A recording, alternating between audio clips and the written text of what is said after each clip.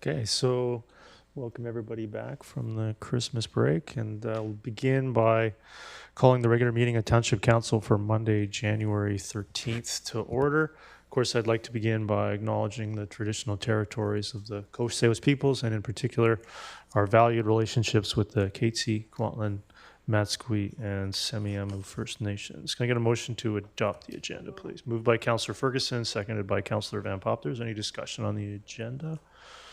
None. Call the question on A1.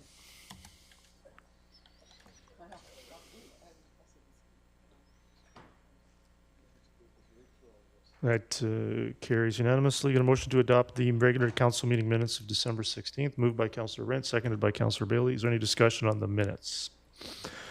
Seeing none, I'll call the question on B1.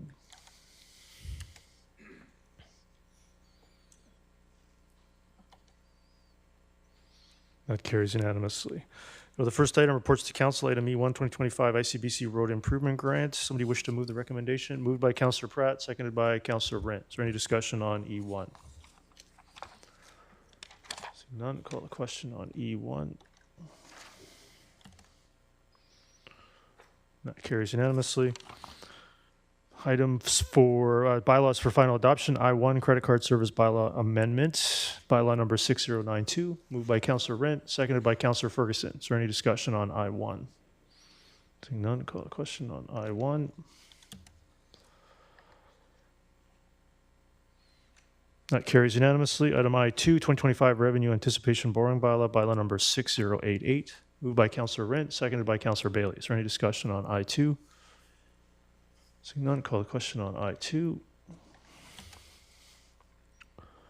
That carries unanimously. Item I3, temporary borrowing bylaw, bylaw number 6089. Moved by Councillor Rent, seconded by Councillor Bailey. Is there any discussion on I3? Seeing none, call the question on I3. That carries. Councillor Kunst opposed. Mayor and Councillor Board, does anybody wish to make a report? Does anybody wish to make a regional report? Seeing none, move on to items information M1 to 3. Does anybody have any questions or discussion?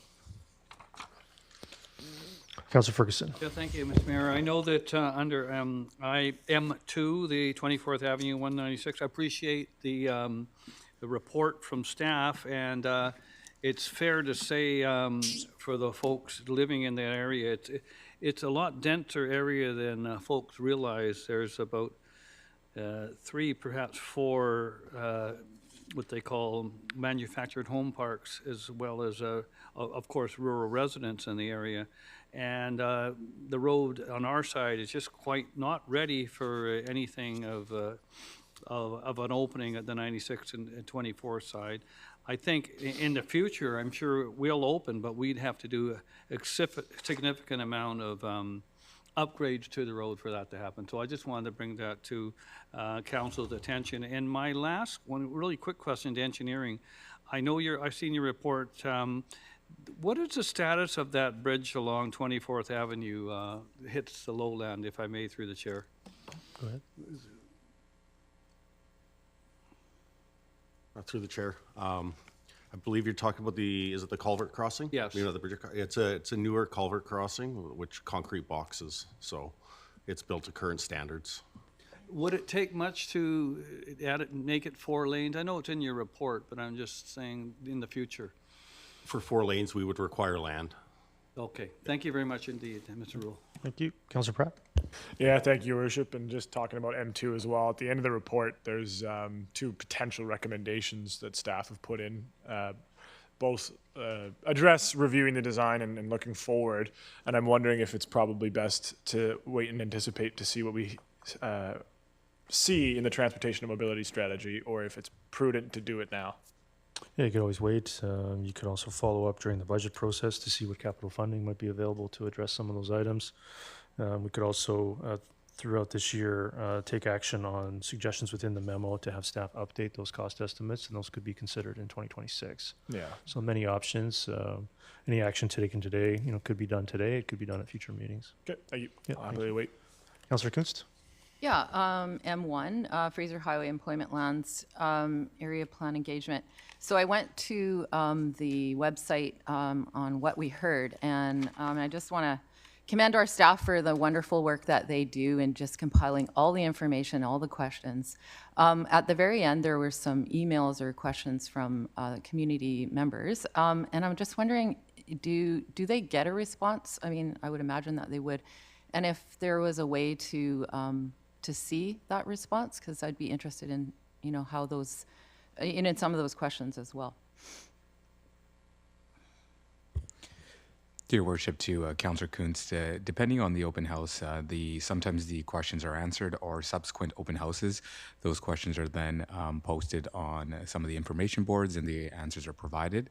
So, for example, in the Fraser Highway Employment Lands, the intent of the engagement phase 1 was to elicit feedback from the community. Now, the open house number 2 actually provides more detailed plans to have the public provide further input on, and potentially have staff present as well with the expert consultants to answer any questions in relation to the industrial land supply, the zonings, the economic development, or some of the wetland and water courses issues as well. Okay, so some of those were emails, so I'd imagine then they would be answered at the next open house, I would think then. Your Worship, to Councillor Kuntz, if specifically related to some of the Fraser Highway, yes, they would be either answered at the open house, or their staff would respond back directly to some of the residents as well. Okay, thank you. Yeah, seeing no other discussion, any other business? Does anybody have any special closed items? Oh, other business. Councillor Martins. Thank you. I just wanted to acknowledge an item under our distribution list from January 2nd from Ms. Linsmeyer, providing feedback on the Holiday Lights in Williams Park event.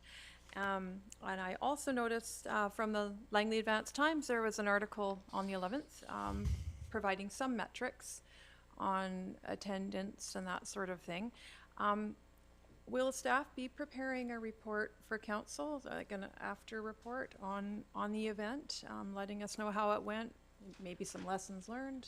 Just wondering. Through your Worship, to Councillor Martins, staff would more than likely be doing a memo to council just to provide statistics and an update to Mayor and Council, and any options that may be available in relation to future events.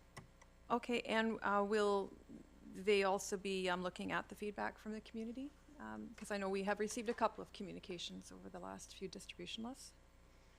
Dear Worship, to Councillor Martins, we'll be taking a holistic approach on this event, since it was the first event, and in the memo providing as much information that would be prudent for Council to consider.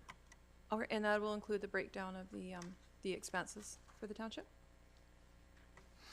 Through your Worship, to Councillor Martins, more than likely any financial implications would be indicated in the memo to Council.